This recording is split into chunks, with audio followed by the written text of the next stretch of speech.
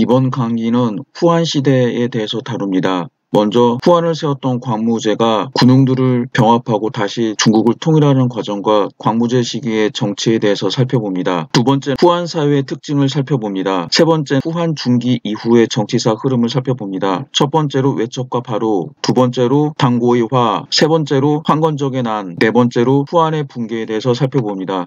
간단하게 정치사의 추이에 대해서 살펴보겠습니다. 후한의 건국을 이야기할 때 무제사 후 외척 정치, 즉 전한 중기 이후부터 설명을 해야 됩니다. 전한 중기와 후기에는 외척들이 득세했는데 곽거병과 왕봉 등 왕실 쪽이 대표적입니다. 이 가운데 왕실 쪽의 한 사람이었던 왕망이 전하를 찬탈하게 됩니다. 즉 기원 후 8년 전한의 황제였던 유자영을 내쫓고 황제 자리에 오르게 됩니다. 그리고 세운 나라가 신이라고 하는 나라입니다. 왕망은 개혁 정책을 했지만 결국 실패하게 됩니다. 그리고 이 개혁 정책이 실패하는 과정에서 수많은 반란이 일어났고 이 반란은 농림과 정미 등 여러 세력으로 통폐합됩니다. 그리고 남양의 호족들이 농림과 연합해서 신나라를 공격을 하게 됩니다. 그래서 남양 호족 세력들이 추대한 유현이 황제가 되었으나 그 이후 유수가 황제로 즉위합니다. 이 사람이 광무제입니다. 광무제는 기원 후 36년 중국을 재통일하게 됩니다. 그리고 2대 황제였던 명제와 3대 황제였던 장제 시대까지 후한은 번영을 구가합니다. 그러다가 중기 이후 외척 정치가 부활하게 되고 이 외척을 제거하는 과정에서 환관들의 세력이 강해지게 됩니다. 그리고 외척과 환관이 논간을 부리게 되며 정치가 어려워지게 됩니다.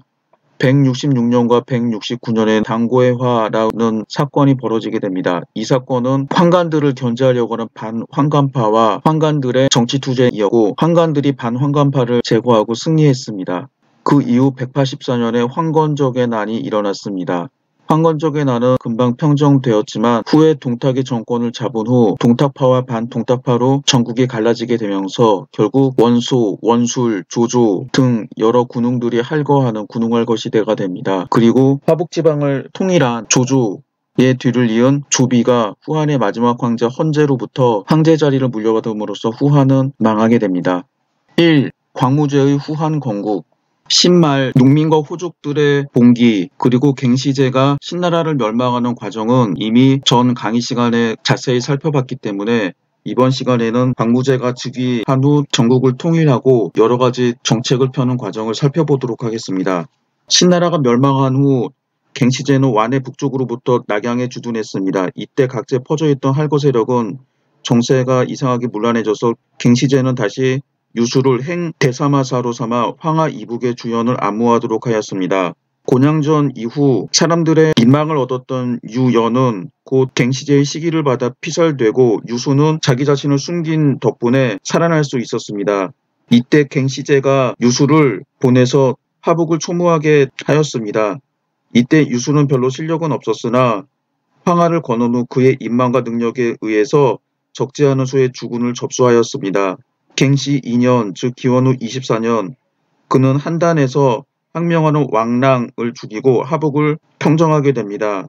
이해 갱시제도 낙양으로부터 장안으로 천도하고 유수를 소왕에 봉했습니다. 장안에 있는 갱시제는 아무 정책도 없이 백성들을 다스렸으므로 정치는 더욱 문란하였고 도리어 백성들은 왕망이 다시 나타나기를 바라게 되었습니다. 유수는 자기 관할 지역에서 은혜를 베풀어 민심을 많이 얻었습니다. 그래서 갱시제는 그를 의심하게 되었으며 수도인 장안으로 소환했으나 유수는 듣지 않았습니다. 유수는 여러 도족들을 격파하고 병력이 더욱 강해졌습니다. 갱시 2년 즉 25년 6월 유수는 정식으로 독립하여 지금의 하북성 고우평 남쪽에서 황제의 자리에 올라 연호를 건무라고 바꿨습니다. 그리고 여전히 국호를 한이라고 하였습니다. 이 사람이 광무제입니다. 이때 갱시제가 있는 장안은 정미적의 압박으로 위험이 닥쳤습니다. 처음 정미적의 우두머리였던 번숭 등이 갱시제에게 항복하여 이들을 후로 봉하였으나 구급을 주지 않자 이 때문에 번숭 등은 다시 반란을 일으켜 황하 이남 지역을 소란하게 하였습니다. 그 이후 다시 서쪽으로 나아가 장안으로 진격하고 도중에 나이 어린 한 종실의 후에 유분자를 황제로 삼았습니다. 3월에 정미가 장안으로 들어오자 갱시제는 항복하고 정미에게 살해되었습니다. 광무제는 이 기회를 이용하여 남하하여 낙양을 점령하고 이곳을 도읍으로 삼았습니다. 후세에 광무제가 건국한 한을 동한 또는 후한이라 하며 장안에 도읍을 두었던 한나라를 서한 또는 전한이라고 합니다. 장안이 서쪽, 낙양이 동쪽에 있어서 붙여진 이름입니다.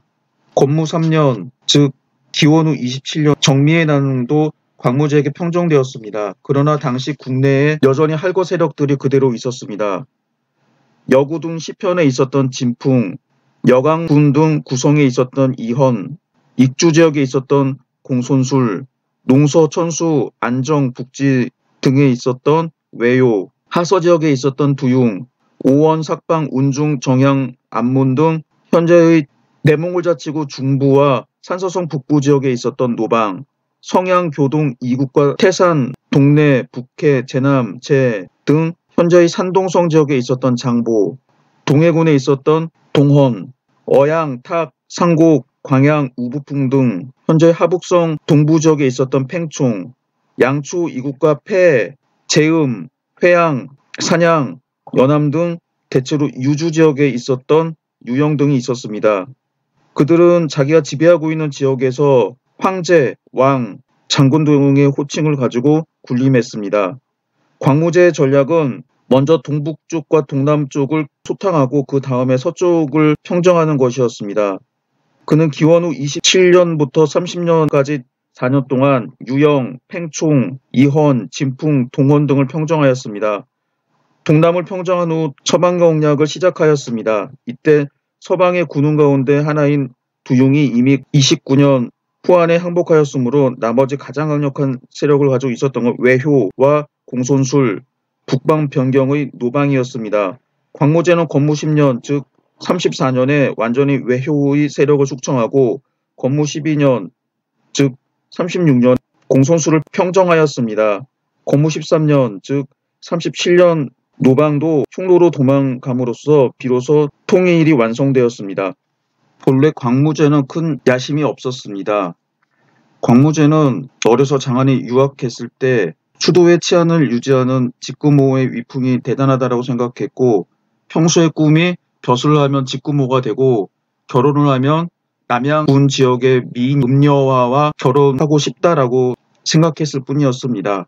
사실 직구모도 지금으로 치면 서울 경찰청장과 수방사 차령관에 해당하는 직책이었기 때문에 낮지 않은 그런 직책이었지만 적어도 재상이 되겠다는 생각을 안 했으니 꿈이 아주 큰 편은 아니었습니다. 그러나 자기 지역에서 미인과 결혼하겠다는 것은 꿈이 좀 커 보이죠. 광무제는 황제가 돼서 자기가 결혼하고 싶다라고 하는 음녀와 결혼했고 직구모의 호의를 받는 황제가 되었습니다. 광무제가 즉위한 후 취한 조치는 주로 현상 유지와 황제권 강화였습니다. 상공의 중요한 직권을 상서에게 넘겨 대신에 전횡을 맡고 자사의 권력을 높여 사사들이 지방을 엄격하게 감독하게 하였습니다. 그리고 각 지방 백성들의 군사훈련을 폐지해서 반란을 막게 했습니다. 이 모두는 현상 유지와 황제권 강화를 위한 것이었습니다. 특히 후자가 강했죠. 전자 즉 현상 유지를 위한 정책이 수도를 낙양에 정한 것입니다. 광무제가 낙양의 수도를 정한 목적은 적으로부터 멀리 떨어져 있으려는 데 있었습니다. 낙양은 장안과 서로 비할 데가 못 되었습니다. 그 지세가 넓지 않고 북쪽으로 황하로 막히고 동서 남쪽이 산으로 둘러싸여 개척할 전망이 별로 없었기 때문입니다. 전한 초에도 고조가 낙양으로 도읍을 정하려고 하였을 때 장량이 반대하고 다시 누경에 간언하여 마침내 장안에 수업을 두었습니다. 광무제가 낙양에 수도를 둔 결과 겨우 영토만 지키는 현상 유지만 하는 그런 상황이 되었습니다. 먼저 광무제의 제도개혁에 대해서 살펴보도록 하겠습니다. 먼저 재상의 권력을 약화시키고 측근의 세력을 강화시켰습니다. 상공과 천자의 관계를 보면 전한시대에 승상이 정치를 행하고 부재상이었던 어사대부의 보조를 받았으나 대개 승상이 단독으로 정치를 행했습니다. 그러나 광무제는 일이 있으면 삼공에게 똑같이 상의하였고 삼공도 상주한 일이 있으면 단독으로 하지 않고 삼공이 연명하여 천자에게 상주하였습니다. 그러나 후한 시대에는 이미 호족의 세력이 강해졌고 이에 따라 지방의 독립성이 강해졌으므로 중요 정책 결정은 삼공이 일임하지 않고 오히려 황제의 비서에 해당하는 상서령에 위임하였습니다. 이후로 상서령과 상서는 계속 황제의 신임을 받아 권한이 커졌으며 상서의 조직과 기능 및 역할은 전환시대 상서를 훨씬 능가하게 되었습니다. 따라서 후한시대에는 상서대라고 불리는 독립관청이 되어 후한 정치의 중심이 되었습니다. 상서가 정치의 중심에 서게 됨에 따라 태부와 삼공 등은 녹상서사에 임명되어 정치 입안과 결정에 참여했으나 이들은 토론에만 참여했을 뿐 실제적 권한은 없었습니다. 그러나 최근에 어떤 연구에 의하면 여전히 삼공이 정책 결정에 큰 권한을 행사했다라고 보기도 합니다. 광무제가 전환시대 제도 가운데 개혁을 한 것은 소보입니다. 소보는 처음에 황실의 재정을 관리하였으나 한무제 시대 대산원과 더불어 국가의 재정을 관장하였습니다. 그러나 광무제는 소보의 역할을 황실에 봉사하는 기관으로 환원시켰고 국가의 재정 관리는 대산원에 이완시켰습니다. 이 점은 중요하니 기억하시기 바랍니다. 지방제도 역시 거의 전환시대 제도를 답습하였습니다. 다만 전환시대 현 가운데 400여 개의 현을 줄였습니다. 그리고 전환 말과 신, 나라, 신, 주목을 자사로 이름을 다시 바꾸고 일정 기억을 감찰하게 하였습니다. 탄핵할 일이 있으면 황제에게 직접 상주하여 탄핵하도록 하였는데 이것은 자사의 권한을 높여서 지방행정을 엄격히 감독하려는 목적이 있었습니다. 다음으로 병제개혁을 살펴보도록 하겠습니다. 광무제는 건무 8년 즉 31년 조서를 내려 징병제도를 폐지하였습니다. 전환시대 일반 농민들은 일정 기간 병역 의무를 부담했는데 광무제는 이를 폐지하여 백성들을 휴식시키고 농사에 전념하도록 하였습니다. 또 군에서 병력을 실질적으로 장악하고 있던 군 도위도 없앴습니다. 광무제의 조치는 지방에서 반란이 일어날 수 있는 소지를 미연에 방지하기 위한 것으로 해석됩니다. 그러나 변방의 도위는 폐지하지 않았습니다. 흉노, 선비, 오한 등 유목민들의 침입을 막기 위한 것이었습니다. 여기서 의문이 생깁니다. 내지에 있는 군국의 도위를 없애면 내지 지역의 치안을 어떻게 유지했을까요? 후한서를 보면 태산군 같은 지역에서 여러 차례 반란이 일어나자 태산도위를 설치했다 없앴다 반복했던 일이 있습니다. 태산 지역뿐만 아니라 모든 지역에서 군대 즉 지방군이 없으면 치안 유지가 안 될 텐데 이 부분은 학자들 사이에서도 미안의 과제로 남겨져 있습니다. 다만 지금까지 학자들이 추측하는 바는 아마도 지방관들이 지방 호족들의 도움을 받아서 각 지역의 치안을 유지했을 것이다 라고 추정을 하고 있습니다. 만약에 도위를 폐지하면서 지방에 군대가 전혀 없었다라고 하면 이러한 추측이 사실에 부합할 수 있습니다. 그리고 다음에 광무제가 취한 정치는 백성들의 부담을 경감시킨 조치입니다. 당시 일반 백성들은 왕망의 실정과 장기간 계속된 흉년, 기근, 전쟁으로 유민이 되었습니다. 유민이라고 하는 것은 자기 고향을 떠나서 호적에 편입되지 않고 정처 없이 떠돌아다니는 것을 뜻합니다. 그래서 피폐하였으므로 조세를 경감하였습니다. 광무제 당시 전쟁으로 군사비 지출이 증가하게 되자 조세를 수확량의 10분의 1로 정했었는데 이전처럼 30분의 1로 줄였습니다. 광무제는 엄격히 경지면적과 호구조사를 실시하여 정확한 경지면적과 호적을 파악하여 국가재정을 확립하는 기초를 닦았습니다. 건무 16년 즉 40년에는 화폐제도의 회복을 위해 전환무제 이후 사용되었던 오수전을 다시 만들어 사용하게 했습니다. 왕만 시기 말기 및 후한 건국 초에는 전쟁과 혼란으로 화폐제도가 마비되어 포백, 곡물 등이 화폐 대용으로 사용되었는데 다시 오수전을 주조하여 화폐제도를 부활시켰습니다. 그러나 지금 학자들의 견해에 따라서는 화폐는 주조했지만 당시 동전과 같은 금속 화폐가 널리 사용된 것이 아니라 포백, 즉 직물류와 쌀이라고 하는 현물 화폐가 사용됐다라고 보는 학자들도 많이 있습니다. 광무제는 유학을 정책적으로 장려했습니다. 태학을 설립하고 오경 박사를 두었으며 삼공을 비롯한 관리들도 유학의 학문적 조예가 깊은 사람으로 채용했습니다. 그리고 절행을 강조하였는데 이는 왕망의 전환 찬탈 때 유학자들이 그의 공적을 칭송하고 부명, 부서 이런 것들을 참위라고 하는데 이런 것들을 만들어 찬탈에 협조했던 것을 경계하기 위함입니다. 광무제가 마지막으로 했던 것은 태산 공선이었습니다. 광무제는 한 왕조를 부흥하여 33년간 통치하였는데 건무 32년, 즉 56년에 태산에서 봉선을 행했습니다. 태산 봉선은 아무 황제나 하는 게 아니라 태평성대를 이룬 몇몇 훌륭한 황제들만 할 수 있는 의식입니다. 광무제는 백관을 거느리고 3월 20일 새벽에 태산의 정상에 올라 준비된 토단에서 상천에 충문을 새긴 옥첩을 복납했습니다. 옥첩은 옥으로 만들어진 찰서를 말하는데 그 내용은 지금 알 수 없습니다. 태산에서 봉선의식이 끝난 후 백관과 산을 내려와 양보에서 다시 후토, 즉 토지신입니다.에게 제사를 지냄으로써 봉선의식을 끝냈습니다. 태산에서 봉선의식을 끝낸 광무제는 다음해 63세의 나이로 수도 낙양에서 죽었습니다. 광무제를 이은 명제 제위 58년에서 75년과 장제 제위 76년에서 88년 시기의 30년은 후한의 전성기였습니다. 이 시기 내정과 대외관계 모두 큰 성과를 얻었습니다. 즉 대외적으로 두고는 흉노를 정벌하고 반초는 서역에 출사하였으며 서역의 여러 나라들을 후한에 복속시켰습니다. 여기서 간단하게 명제와 장제 시기의 내정에 대해서 살펴보도록 하겠습니다. 장제의 이름은 장인데 광무제의 넷째 아들이었습니다. 장제의 성격은 비교적 엄하였으나 즉위 후에 광무제의 유교를 잘 받아들여 유학을 존중하였습니다. 그는 친히 태학에 가서 대사, 양로 등의 예를 주최하여 당시 성대한 일로 되었습니다. 위로는 외적 대신해서 아래로는 궁정위사에 이르기까지 경학을 배우도록 했습니다. 명제는 광무제가 남긴 정치 원칙을 견지하여 외척에게 정치 간섭을 하지 못하도록 했습니다. 명제의 황후인 마씨, 마원의 딸입니다. 또 겸손하고 사리에 밝아서 그의 친정집을 생각하지 않았습니다. 명제는 관리 위임에 대해서도 상당히 신중하였습니다. 광무제의 딸이자 누이였던 관도공주가 자기의 아들을 랑의 지위에 앉히려고 했습니다. 랑은 일반적으로 하급관리이지만 고관으로 출세하는 첫 단계입니다. 그러나 명제는 관도공주의 청을 들어주지 않았습니다. 명제는 전한 평제 때 제방이 파괴된 황하 변수가 오랫동안 수리되지 않아서 재해가 커지자 영평 14년 즉 기원 후 70년에 왕경에게 보고하고 수리하도록 했습니다. 그래서 수십 년 동안 계속되던 수재를 없애버렸습니다.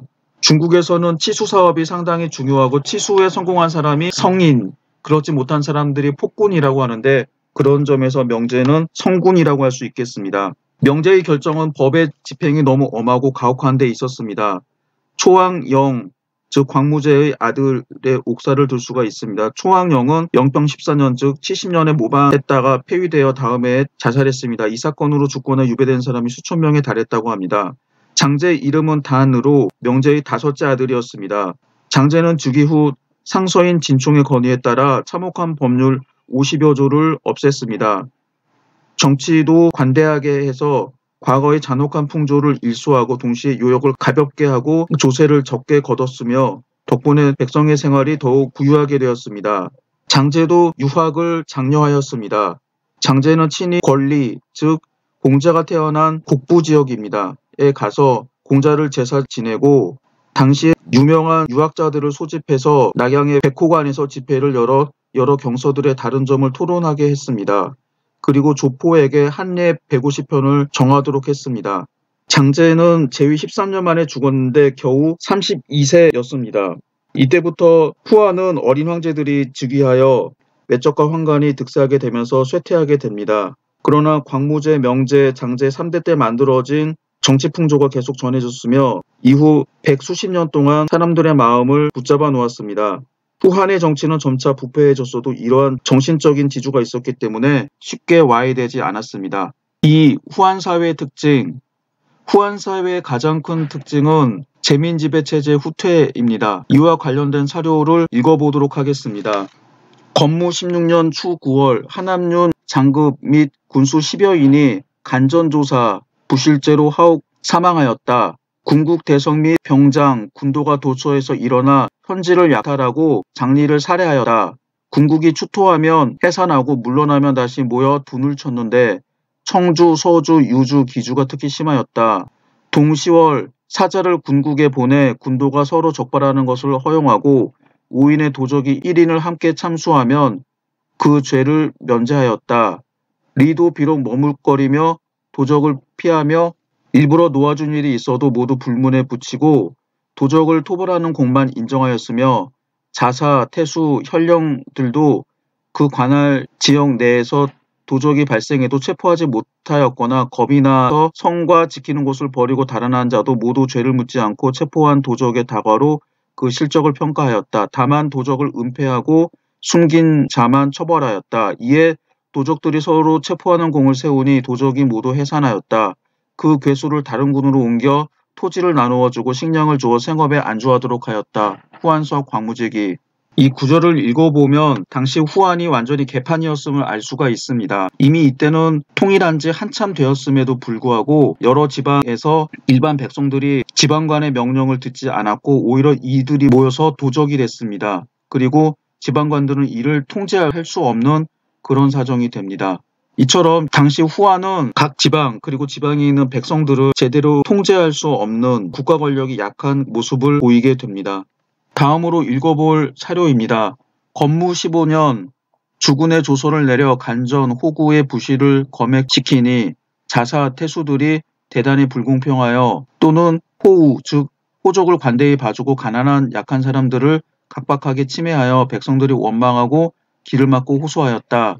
당시 군들은 각기 사자를 보내 상주하도록 하였는데 황제가 진류군 리의 독 위에 서찰을 보니 영천군과 홍농군은 물어보되 하남군과 남양군은 물어볼 필요가 없다 라고 쓰여 있었다. 황제가 리에게 그 출처를 추궁하였지만 리는 자복하지 않으려고 하였고 단지 장수가에서 얻었다고만 말하였다. 황제는 노하였다.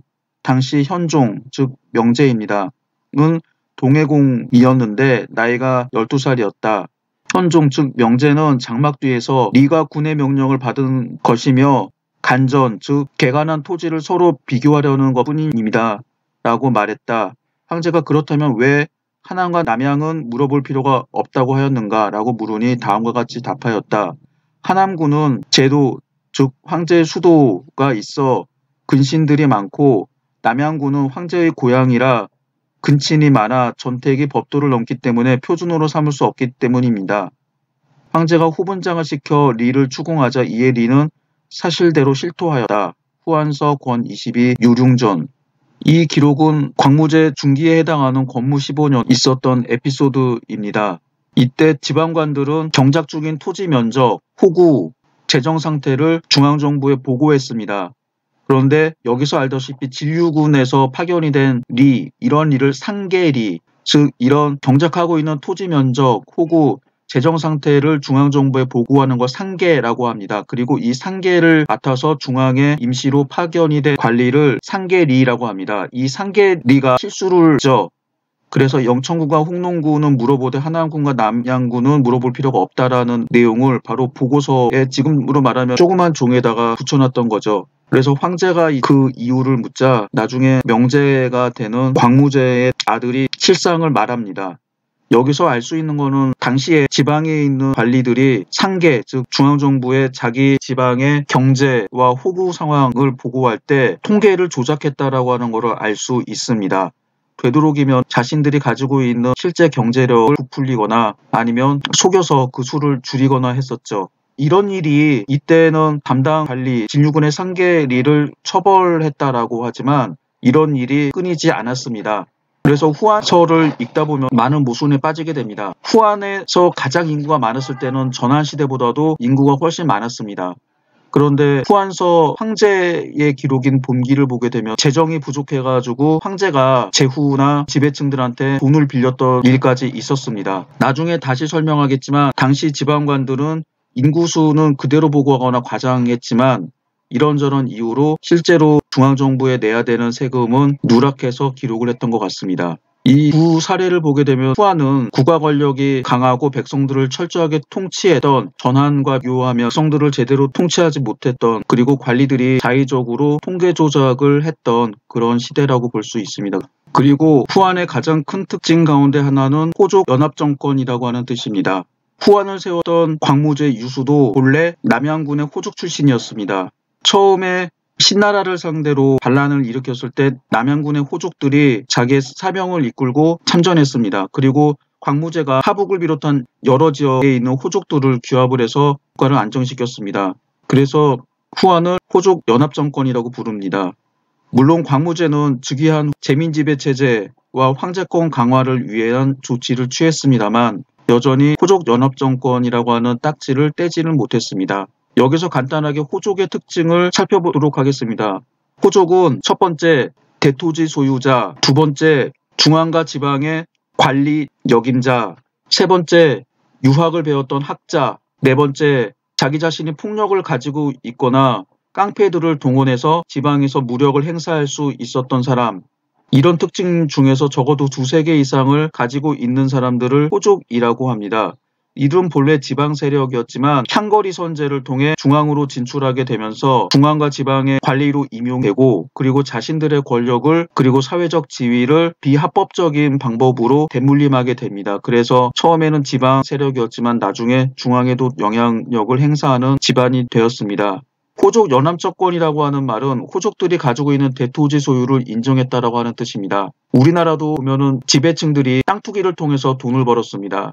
그래서 지금 문재인 정부가 부동산 가격을 안정시키려고 하고 있지만 국토부를 비롯한 기득권 세력들은 여전히 저항하고 있습니다. 전에 과천블루스라고 해서 경제기획원 관리를 지내던 사람이 썼던 책을 읽었는데 당시 건설부에서 어떤 지역을 개발하게 되면 그 개발 관련했던 문서들을 복사기 옆에다 둔다고 합니다. 건설부 관리들이 마음대로 복사할 수 있도록 말이죠.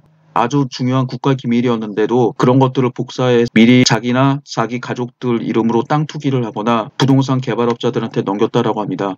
과천블루스의 저자가 경제기획원 관리였기 때문에 사실일 가능성이 있지만 저는 사실이 아니기를 바랍니다. 이처럼 땅 투기를 통해서 돈을 번 사람들이 지배층이 되다 보면 모든 정책이 자기들의 부동산 가치를 높이는 데 쏠리게 됩니다. 우리나라 국회의원들과 장차관의 40% 이상이 다가구, 즉 두 채 이상의 집이나 아파트를 가진 사람들이고 일부는 건물주, 조물주 위에 있다는 건물주입니다. 그러다 보니 몇몇 국회의원들이 전월세 문제나 소상공인을 위한 월세 인하 문제를 논의하려고 해도 국회에서 전혀 통과할 수 없었던 이유가 상당수의 국회의원들이 이미 이해관계자이기 때문입니다. 이거는 당시 후한 상황도 마찬가지입니다. 후한 호족의 대토지 소유에 관한 사료를 몇 개 읽어보도록 하겠습니다. 번갱의 아버지 번중의 자는 군운이며 대대로 농사를 잘하였고 재산 증식을 좋아하였다. 번중은 성품이 온후하고 법도가 있었으며 세 세대가 재산을 공유하였으므로 자손들이 조속으로 문안하는 예의 공경함이 마치 공가와 같았다. 그가 산업을 경제하는 방법은 버리는 물건이 없었고 노비들에게 일을 할당하여 부려서 각자 맞는 일을 시키니 상하가 힘을 다하여 해마다 재산이 배로 늘어 전토를 300여 경으로 확대하였다. 그가 건축한 여사는 모두 중당 고각으로 화려한 건물이었으며 저수지와 수로를 만들고 관계하였다. 또 연못에 고기를 기르고 목축도 하여 필요한 것은 반드시 자급하였으며 기물을 만들려면 먼저 가래 나무와 칠나무를 심으니 세상 사람들은 비웃었지만 세월이 흐르면 모두 술모가 있었다. 전에 비웃던 자들도 모두 와서 빌리기를 청하였다. 재산이 거만억에 이르렀다. 종족을 넉넉히 구제하고 향리의 은혜를 베풀었다. 외손 하씨 형제가 재산을 다투니 번중은 부끄럽게 여기고 자기 토지 이경을 주어 그들의 소송을 해결하려고 하였다. 현 즉 남양군 호양현 사람들이 그의 덕을 칭송하여 삼로로 추천하였다. 나이 80에 죽었다. 번중이 평소 사람들에게 빌려준 수백만 전이 있었는데 이러한 빈문서를 태우도록 유언으로 남겼다. 빚진 집들이 이것을 듣고 모두 부끄럽게 여기고 다투어 가서 갚았지만 아들들은 유언에 따라 끝내 받으려고 하지 않았다. 이 사료에 등장하는 번괭은 남양군 호양현 출신의 호족이었습니다. 그리고 광무제를 도와 후한을 건국했던 개국공신 중에 한 사람이었습니다. 번괭의 아버지 번중은 농사를 잘 지었다라고 하는데 토지가 300여 경이었다라고 합니다. 대개 1경이 한 대 농민 한 가구가 경작하는 토지의 면적입니다. 그러니 300여 경의 토지는 300여 가구의 농민이 경작할 수 있는 토지였습니다. 엄청난 땅이라고 하는 걸 알 수가 있죠. 그리고 물고기, 목축, 나무 이런 것들에서 사실상 자기가 살고 있는 지역에서 모든 것을 자급자족할 수 있었습니다.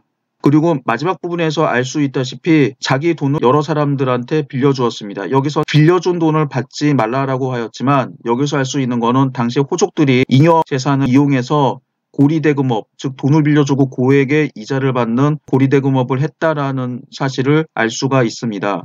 그래서 번중의 삶에서 알 수 있듯이 지방 호족들은 대토지를 소유하였고 물고기와 목축업 등 돈이 되는 사업 확장하였으며 자급자족하였습니다. 그리고 고리대금업으로 부를 축적하였습니다.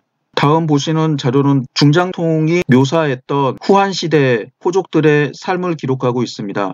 한이 흥기한 이래 서로 같은 표노제민이었지만 재력으로 서로 군장처럼 군림한 자들은 대대로 무수히 많았다. 호인의 집은 수백의 건물이 연이었고 기름진 농토가 들에 가득했으며 노비는 1000명, 도부는 만으로 헤아린다. 배와 수레로 판매하며 방을 두루 누비고 매점매석하고 쌓아놓은 재물은 도성에 가득하며 진기한 보화는 큰 집도 능히 수용할 수 없을 정도로 많으며 말과 소, 양과 돼지는 산골짜기에 모두 다 넣을 수 없을 정도로 많고 요동과 미첩은 비단으로 장식한 방을 메우고 배우와 가수, 춤추는 사람들은 깊은 실내에 줄을 이었다. 빈객은 기다리며 감히 떠나지 못하고 찾아오는 수레와 말은 서로 얽혀 나가지 못한다. 흙끝 바라만 보아도 사람들은 그를 보는 것을 쫓았고 희노를 표시하면 사람들은 그 마음이 생각하는 바를 따랐다. 이것은 모두 왕후나 누릴 수 있는 큰 즐거움이고 군장이나 가질 수 있는 두터운 예실이었다. 이 문장에서 등장하는 호인은 호족을 지칭합니다. 이런 호족들이 기름진 땅들을 다수 소유하며 노비 수천 명, 도부는 아마도 소작인 정도로 해석하는 게 나을까요? 10,000명을 헤아릴 정도로 대토지, 지금으로 말하면 천석군, 만석군들이 상당히 많고 사치스럽고 호화롭게 사는 사람들이 여다라고 하는 겁니다. 문제는 이런 사람들이 많았다라고 하는 점입니다. 그래서 후한 시대에는 호족연합정권이었고 이들의 대토지 소유를 눈감아 주었기 때문에 빈부의 격차는 갈수록 심해지게 됩니다. 다음으로 살펴보게 될 제도는 향거리선이라고 하는 제도입니다. 군국, 즉 지방에 있는 지방관들이 지역 내에 있는 인재를 추천합니다. 이런 방식을 타천이라고 합니다. 원래 이런 인재는 효렴, 현령, 방정, 수재 등 여러 과목으로 나뉘게 되는데 후한 시대에는 특히 효렴이 가장 중요했습니다. 효렴은 효와 렴의 합성어입니다. 효자와 렴, 청렴한 사람들, 즉 도덕적으로 뛰어난 사람들을 뽑는다라고 하는 겁니다. 이처럼 육아의 덕목을 중시하지만 평가는 자의적이었습니다. 그래서 평판조회라고 하는 게 중요했는데 이 평판조회는 돈과 권력으로 위조할 수 있었습니다. 그래서 실제 효자나 청렴한 사람보다 각 지역에 있었던 토호들, 즉 호족들이 인재로 추천돼서 중앙에 진출하게 됩니다. 그리고 이들이 고관으로 출세하게 되면 그 영향력으로 다시 이들의 자손들이 효렴으로 추천됩니다. 예교 질서는 광무제가 만들어 놓은 육아사상을 바탕으로 한 질서입니다. 쉽게 말하면 착하게 살자, 그래서 착한 사람들이 살 수 있는 사회로 만들려고 하는 규범이라고 할 수 있습니다. 그러나 사람들이 효렴에 청거되기 위해서 겉으로만 착한 척하는 사람들이 있었습니다. 예를 들면 이 시절부터 3년상을 지내야 효자로 인정받았는데 3년 가도 부족하니까 7년, 10년 동안 부모의 무덤 옆에서 상을 지내는 사람이 있었습니다. 그래서 이런 사람들이 효자로 인정을 받아서 중앙정부에 추천이 되자 이런 것을 따르려고 하는 사람들이 많았습니다. 그런데 이상한 일이 벌어지게 됩니다. 10년 동안 부모의 무덤을 지켰는데 그 사이에 애가 생겼습니다. 원래 3년상을 지낼 때 부부간의 성관계를 맺지 못하도록 되어 있었습니다. 그런데 겉으로는 3년상을 지내는 것처럼 하고 성관계를 맺었을 뿐만 아니라 술도 마시는 그런 사람들이 많았습니다. 남들에게 보여주기 위한 선행을 했던 거죠. 그래서 후한시대 중기 이후에 보여주기 위해서 자기가 남들한테 거짓 선행을 베풀면서 일종의 평판조회를 조작합니다. 그래서 이런 일 때문에 예교 질서가 점차 망가지게 됐다고 합니다. 3. 후한 중기 이후 정치사 흐름. 지금 보시고 있는 계보는 후한 황실의 계보입니다. 첫 번째 광무제부터 마지막 황제였던 헌제까지 죽었을 때 나이 혹은 4대 화제 때부터는 즉위했을 때 나이와 죽었을 때 나이를 일부러 적어놨습니다. 4대 화제는 10살에 즉위해서 27살에 죽었습니다. 5대 황제인 상제는 100일 때 즉위해서 2살 때 죽었습니다. 6대 안제는 13살 때 즉위해서 32살에 죽었습니다. 순제는 11살에 즉위해서 30살에 죽었습니다. 충제는 2살의 즉위에서 3살에 죽었습니다. 질제는 8살의 즉위에서 9살에 죽었습니다. 환제는 15살의 즉위에서 36살에 죽었습니다. 영제는 12살의 즉위에서 34살에 죽었습니다. 소제 변은 17살의 즉위에서 그해 죽었습니다. 여기서 10대 황제였던 질제와 13대 황제였던 소제는 모두 암살되었기 때문에 좀 예외라고 할 수는 있겠습니다. 그 다음에 마지막 황제, 하필이면 마지막 황제였던 헌제는 9살의 즉위에서 54살에 죽었습니다. 그래서 여기서 알 수 있는 상황은 4대 화제 이후에 황제들이 어려서 즉위했다라고 하는 겁니다. 10대 이전에 즉위했던 황제도 있었고 가장 나이가 많아서 즉위한 황제가 15, 17살이었습니다.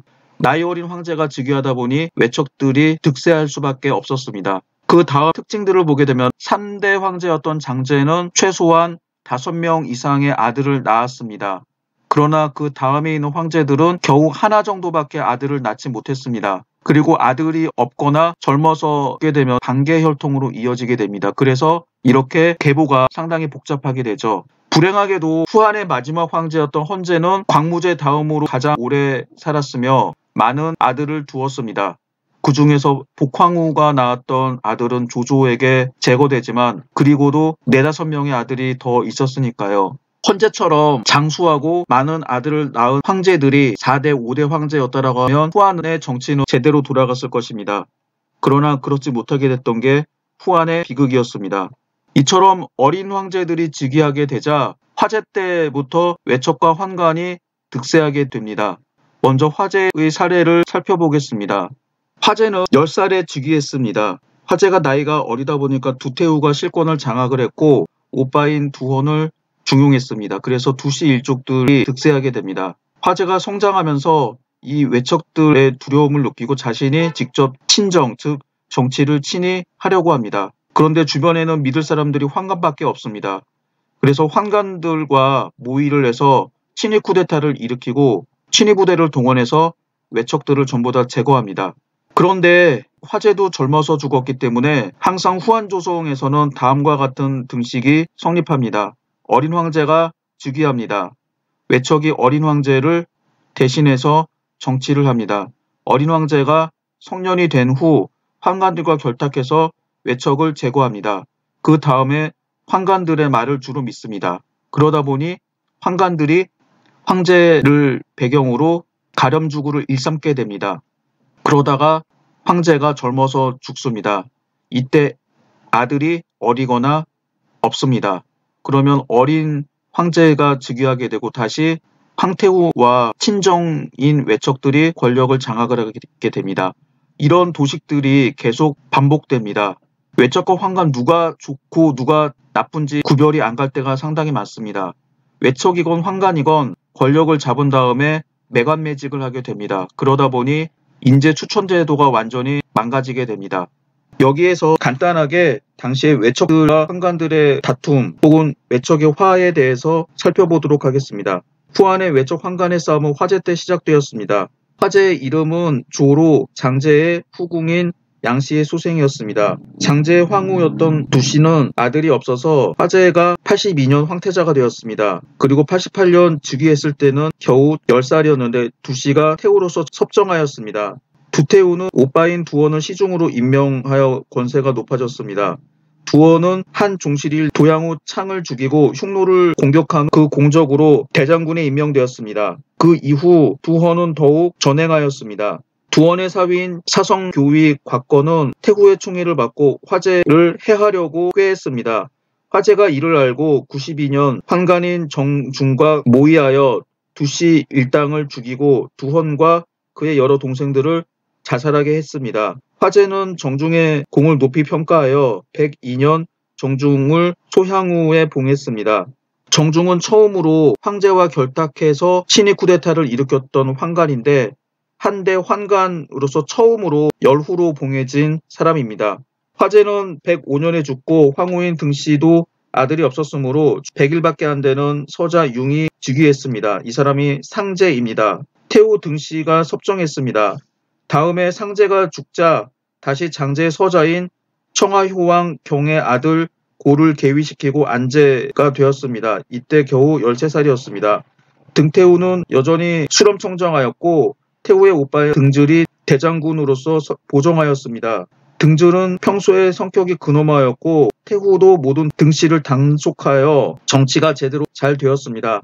121년 등태후가 죽자 궁정에 있던 사람들은 등줄 형제가 황제를 내쫓으려고 한다라고 황제에게 무고하게 됩니다. 그래서 안제는 외척 등씨들을 모두 내쫓았습니다. 그리고 등줄은 굶어 죽었습니다. 등씨의 뒤를 이어서 정권을 잡은 외척은 경두와 황후 염씨의 오빠인 염현이었습니다. 이밖에 환관, 이운, 강경도 안제 신임을 받고 모두 후에 봉해져 중상시가 되었습니다. 원래 중상시는 유일하게 고자가 아니었던 생식기가 멀쩡한 남성들이 궁중에 출입하는 광지이었는데 이들이 중상시가 된 이후 환관들만이 중상시가 됩니다. 그래서 나중에 중상시는 환관, 즉 내시의 대명사로 불리게 됩니다. 환관들은 항상 가짜 조서를 만들어 정부의 돈과 곡식, 기자재, 인력을 징발하여 자신들의 호화주택과 정원을 만들었습니다. 당시의 명신 태위, 조선시대 영의정처럼 최고위직입니다. 양지는 여러 차례 간언했지만 결국 희생되었습니다. 안제의 태자 보는 염황후의 소생이 아니었으므로 124년에 강경 등이 염황후와 공모해서 태자 보를 내쫓고 제음왕으로 강등하였습니다. 다음해 3월에 안제가 죽자 염황후는 제부광 수, 즉 장제의 아들의 아들 북향후 의를 황제로 추대하게 됩니다. 그리고 스스로 태후가 대해서 수렴청정하고 오빠인 염현을 거기장군으로 임명해서 정치를 보좌하게 하였습니다. 염현은 같은 외척이었던 경두를 배척해서 죽이고 자기 파가 아니었던 인물을 제거한 후 권력을 독차지했습니다. 그해 10월에 북향후가 죽자 염현과 태후 염씨는 황제가 죽었다는 사실을 알리지 않고 자기 멋대로 후계자를 세웠습니다. 그러자 환관, 손정, 왕강, 왕국 등 19명이 정변을 일으켜 폐위됐던 태자보를 황제로 옹립하게 됩니다. 이 사람이 순제였는데 이때 나이가 11살이었습니다. 염현, 강경 등은 이 정변에서 피살되고 염태우는 이궁하지 않으면 안 되었으며 손정 등 환관 19명은 정변의 공으로 모두 열후에 봉해졌습니다. 강경이라고 하는 환관이 외척과 결탁을 하긴 했지만 외척과 환관의 싸움에서 환관이 승리한 두 번째 싸움이라고 합니다. 순제는 132년 후궁이었던 귀인 양씨를 황후로 책봉하였고 135년 황후의 아버지였던 양상을 대장군에 임명했습니다. 양상은 겸손하고 선비를 좋아했으나 성격이 유하여 정치를 독단적으로 수행할 수 없었습니다. 141년 양상이 죽고 아들 양기가 대장군의 자리를 이어받았습니다. 양기는 사람됨이 탐호하고 사나운 데다 방자하였으며 술과 여색에 빠져 정치를 제대로 하지 않았습니다. 그래서 정치가 나날이 쇠퇴해졌습니다. 당시 밖으로는 강이라고 해서 서강이 반란을 일으켰고 안으로는 양주와 서주 등지에서 도적이 봉기해서 혼란이 점차 증가하고 있었습니다. 144년 순제가 죽고 태자인 병이 즉위하여 충제가 되었습니다. 충제는 겨우 2살이었기 때문에 양태후가 섭정했습니다. 양태후는 현신인 이고, 두교 등을 신임했으나 양기를 제압할 수 없어서 정치는 여전히 제대로 되지 않았습니다. 그 다음에 충제가 죽자 양태후는 발해왕 홍의 아들 찬을 옹립했습니다. 이 사람이 질제입니다. 즉위했을 때는 겨우 8살이었습니다. 질제는 성격이 총명하고 지혜로워 양기의 교만과 전황에 상당히 불만을 품고 있었습니다. 사서의 기록에 의하면 질제는 양기를 발호 장군이라고 말했다라고 합니다. 발호라고 하는 거는 자기 맘대로 정치를 농단하다라고 하는 그런 뜻입니다. 그러나 양기가 이런 제자 간신이었다라고 하는 걸 알았다고 해서 총명하다고 할 수는 없습니다. 이런 사실을 안다라고 하더라도 입 밖에 내는 순간 자기가 죽을 것이기 때문입니다. 그래서 진짜 총명했다라고 하면 이 사실을 꾹 참고 남들한테 말하지 않고 자기가 힘 있는 환관들과 힘을 합쳐서 외척 양기를 죽일 때까지 기다려야 됐습니다. 양기는 질제가 나중에 성인이 돼서 자기를 죽일 거라고 생각을 하고 질제를 독살합니다. 그리고 하간 효왕 개 장제 아들의 손자였던 여오후 지를 세우니 이 사람이 환제입니다. 환제는 즉위할 때 나이가 15살이었으므로 여전히 양태후가 섭정했습니다. 양기는 이고 두교 등을 살해하고 위세가 더욱 커졌습니다. 당시 외척 양씨들은 모두 열후에 봉해지고 양기의 누이가 환제의 황후가 되어 국가의 대소사는 모두 양씨가 마음대로 처리하였습니다. 그리고 양황후마저 오빠의 세력을 얻고 사치스러운 생활을 하다가 150년에 태우는 정권을 황제에게 넘기고 얼마 안 있어 죽었습니다. 그 이후 양씨의 세력은 비록 동요하지 않았으나 환제는 양씨를 더욱 증오하게 됩니다. 159년 양황후가 죽자 환제는 중상시 단초, 폐원, 당영, 좌관, 서황 등과 함께 신위 쿠데타를 일으켜 양기의 대장군부를 포위하고 대장군 직책을 박탈하였습니다. 양기는 그날 자살하고 모든 양씨들도 기시, 즉 저작거리에서 참형에 처해지게 됩니다. 양기에 줄을 댔던 대신들도 수십 명이 죽었습니다. 그리고 환제를 도왔던 환관 단초 등 5명은 열후로 봉해졌습니다. 이때부터 환제는 다시 외척을 신임하지 않고 오직 환관들의 말만 믿으려고 했으므로 환관이 마침내 권력을 장악하게 되었습니다. 환관들은 양자를 두어서 작위와 재산을 계승하게 하였고 형제, 인척들을 지방관으로 임명해서 탐관오리 짓을 하도록 방조하였습니다. 그래서 매간매직과 탐관오리 가렴주구가 중앙으로부터 지방에까지 퍼지게 되었습니다. 그 후 외척과 환관의 싸움은 조정의 관리 그리고 일부 군자들이 개입하는 식으로 바뀌게 되고 소위 당고해화가 발생하게 됩니다. 당고해화를 간단하게 정의하면 환관파와 반환관파의 권력투쟁이라고 할 수 있습니다. 후아는 광무제가 유학을 제창한 이후 즉 예교질서를 확립하였습니다. 당시 지식인들은 대부분 명절을 중히 여겨 항상 구상 즉 3년상, 자귀사양, 재산납부, 복수, 보훈, 청렴 등 덕행을 쌓았습니다. 지방관이나 중앙의 관리를 임용할 때 이런 착한 짓이 표준이 되었습니다. 사인 즉 지식인들은 조정에서 관리가 되는 것 이외에 제야에 있을 때는 정치를 비평했는데 이를 청의라고 합니다.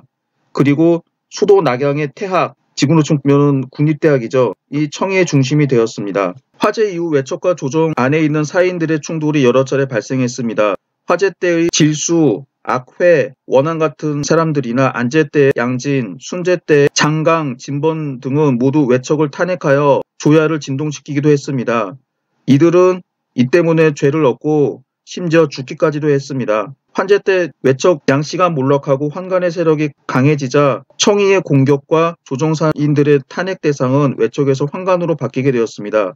환제 때 태학생은 3만여 명으로 돈태, 가표 등이 대표였습니다. 그들은 태위, 진번, 사야의 우위 이응과 연합해서 청의를 이끌고 환관을 공격했습니다. 이응은 사예교의 권한을 이용해서 불법자인 환관들을 법으로 다스렸습니다. 당시 환관의 자제 및 친당들은 주군에 널리 퍼져 있었는데 지방을 해치는 자는 때때로 엄격한 지방관에 의해서 엄격하게 다스려지는 일이 있었습니다. 그러나 환관의 우두머리는 중상시인데 중상시는 내조관이 돼서 황제의 비호를 받아서 외조, 즉 조정의 권력이나 법률이 미치지 못했습니다. 그래서 조정 대신들과 지방관이 제재할 수 있는 것은 일부 하류의 환관파뿐이었고 환관의 주류 권력자들에 대해서는 어떻게 할 수 없었습니다. 165년 중상시 장량의 동생 장삭이 현령이었는데 가렴주구를 하고 잔악하여 이응에게 살해되었습니다. 환관들은 이를 깊이 원망하게 되고 환제도 이응이 제 마음대로 사람을 죽인 일에 대해서 불만을 가지고 있었습니다. 그 다음에 환관파였던 장성은 아들을 시켜 사람을 죽였습니다. 장성은 후에 사면되었으나 이응이 법에 따라 처형했습니다. 환관들은 이응과 태학에 있었던 학생들 그리고 지방의 여러 무리들이 사당을 조직해서 국정을 회방한다고 상서하였습니다. 환제는 이에 군국에 명령을 내려 당인들을 체포하게 하였습니다. 이 결과 이응과 조정 대신인 두밀, 진상, 범방 등 200여 명이 체포되고 하옥당했으며 진본도 이를 간언하다 파면되었습니다.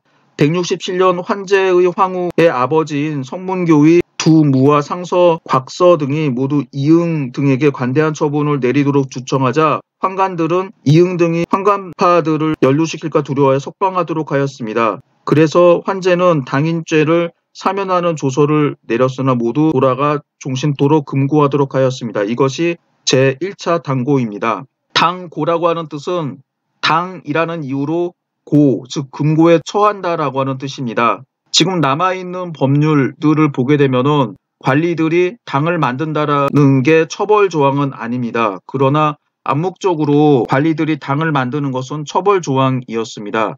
원래 이념적으로 황제와 신하들은 종적인 관계를 맺고 있었습니다. 즉 신하들은 동료 신하들과 횡적인 관계, 즉 서로 친하게 지내지 못하고 황제와 1대1 관계를 맺어야 됐습니다. 그러나 후한시대 지방에 있는 하급 군인들까지 포함하면 10,000명이나 넘는 관리들이 있었는데 황제가 이렇게 많은 관리들을 하나하나 다 잘 알 수가 없었습니다. 그리고 관리들도 자기네들이 출세하기 위해 지연, 학연 등을 동원했기 때문에 당파라고 하는 게 만들어질 수 있었습니다. 그런데 평소에 황제들이 이런 당파를 눈감아 주다가 나중에 이들을 탄압할 때 이들이 당을 만들었다는 이유로 탄압하게 됩니다. 대표적인 게 바로 후한시대 때 있던 두 차례 당고해화, 그리고 당나라 후반기에 있었던 우이당쟁, 그리고 명나라 중기에 있었던 복사 독림당 탄압이 대표적인 예라고 할 수 있겠습니다. 금고라고 하는 뜻은 지금은 유치장에 갇히는 거를 금고라고 하는데 당시의 금고는 대개 종신금고라고 합니다. 금고는 관리가 될 수 없는 처벌입니다. 관리가 될 수 없는 처벌이 사람을 죽이지 않으니까 낮은 처벌처럼 보이지만 한번 권력의 맛을 본 사람들에게는 가혹한 형벌입니다. 지금도 국회의원 선거에서 떨어진 사람들이 국회의원 되기 위해서 검어술수를 벌이고 온갖 짓을 하는 이유도 권력의 단맛 때문입니다. 그래서 큰 형벌이었던 거죠. 그래서 당고해화는 붕당을 만들었다는 이유로 내쫓긴 사람들한테 평생 동안 관리가 될 수 없도록 하는 그런 처분을 내린 겁니다. 지배층에서 배제시켰다는 그런 뜻입니다. 이해 한제가 죽자 두황후는 화간효왕 개의 증손인 해독정후 괭을 데려다 황제로 옹립했습니다. 이 사람이 영제이며 당시 12살이었습니다. 두태후는 태후로서 섭정하고 두무를 대장군, 진번을 태보로 삼아 국정을 위임했습니다. 이 두 사람은 국내의 현명한 사람들을 뽑았고 1차 당고해화 때 피해를 봤던 이응, 두밀 등이 다시 임용되었습니다. 외척과 조정 대신들이 서로 결탁하고 환관과의 대립이 더욱 첨예해졌습니다. 진번은 두무에게 외척을 배척하도록 간언했고 조절, 왕보 등 환관을 죽이도록 하였습니다. 이때 태후가 유예기간을 두었는데 조절 등이 이 사실을 알고 조설을 위조하여 금군 즉 친위부대를 동원해서 두무를 공격했습니다. 패한 두무는 자살하고 진번도 환관에게 살해되었습니다. 이 사건으로 조정의 신하들 가운데 관련되어 멸족된 사람들이 꽤 있었고 두무와 진번의 문생 즉 학생들과 고리 즉 옛 부하들도 모두 면직되고 금고되었습니다. 168년의 일입니다. 다음 해인 169년 산양군의 도구 장검은 중상시 후람의 가족들이 군내에서 횡포를 부리자 표를 올려 후람을 탄핵했습니다. 그러나 후람이 이 탄핵 상소를 중간에 가로채서 황제가 알 수 없었습니다. 장검은 후람의 어머니와 가족, 빈객 100여 명을 고의로 살해했습니다. 이에 후람은 다른 사람에게 장검이 당을 결성하여 국가를 위태롭게 한다고 무고하였습니다. 그래서 영제는 장검을 체포하도록 조선을 내렸으나 장검이 도망하여 숨자 친족들을 전부 죽였습니다. 황관은 이 기회를 이용해서 반황관파 제거에 악용했습니다. 또 평소에 황관들과 불화했던 사람들도 당인으로 찍혀서 체포됐습니다. 이때 피해를 입었던 조정의 신하들은 이응, 두밀, 범방 등 100여 명이었고 유배가거나 금고된 사람도 600~700명이 되었습니다. 이를 제2차 당고라고 합니다. 이때부터 조정에는 착한 자가 없고 외조, 즉 조정을 외조라고도 합니다. 완전히 황관이 장악하게 되었습니다. 영제도 황관에게 20여 년 동안 인해장박으로 가려져 속임을 당했습니다. 영제는 176년에 다시 당금을 세워 당인들의 제자와 옛 부하들의 가족들을 모두 관직에서 파면시키고 금고에 처했다가 184년 황건적의 난이 일어나자 비로소 당인들을 크게 사면하게 됩니다. 두 차례 당고에서 승리한 황관들은 더욱 방자하여 당시의 각 주군은 황관의 무리의 해가 심했습니다. 더욱이 178년 황관은 영제에게 서원에 저택을 두게 하였고 그곳에서 매간매직하여 위로는 공경, 아래로는 자사, 군수, 현령에 이르기까지 돈을 받고 정가에 따라서 매매했습니다. 그러다 보니 정치는 더욱 부패하고 사람들은 살 수 없게 되어 대규모 반란이 일어나게 됩니다. 일본 학자들의 통설에 따르면 청류는 반황관파, 탕류는 외척과 황관에 뇌물을 주고 관리가 된 사람들이라고 합니다. 그 다음 황관파에 의해서 숙청당했던 청류 세력들은 지방에서 세력을 규합을 하다가 다음 시대였던 위진남북조 시대 때 귀족으로 성장했다고 합니다. 그러나 이런 주장의 논리적인 모순이 너무나 많습니다.